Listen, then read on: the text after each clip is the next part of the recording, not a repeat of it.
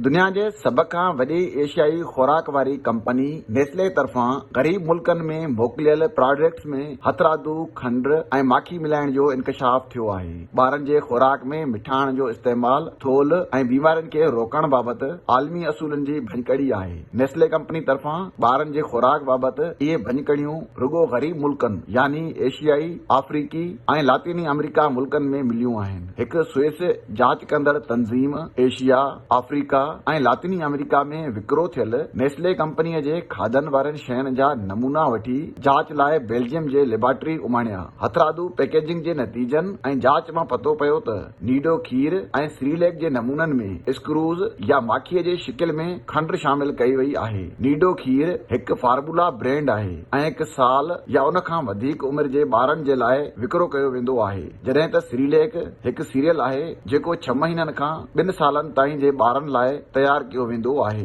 रिपोर्टनि में दावा कई वई आहे त इन जे उबतड़ बर्तानिया समेत नेस्ले जे मरकज़ी यूरोपी मंडियुनि में विकिरो थियल नंढनि ॿारनि जे फार्मूला खीर में का खंड शामिल न हुई। यूरोपी खिते जे आलमी सिहत जे इदारे जे असूलनि में चयो वियो आहे त 3 सालनि खां घटि उमिरि जे ॿारनि लाइ कंहिं बि खाधे में कंहिं बि क़िस्म जे मिठाण जी इजाज़त नाहे, जेतोणीकि ॿियनि खितनि लाइ ख़ासि तौर ते के हिदायतूं नाहिनि ॾिनियूं वयूं। मुहक़िक़नि जो चवणु आहे त यूरोपी दस्तावेज़ दुनिया जे ॿियनि हिसनि लाइ हिक जहिड़ा आहिनि। होॾां भारत में मौजूदु नेस्ले कंपनीअ तरफ़ां चयो वियो आहे त हिननि गुज़िरियल 5 सालनि में 30% ताईं हथरादू मिठाण घटाई आहे ऐं हू आलमी मयारनि ते का बि सौदेबाज़ी न कंदा।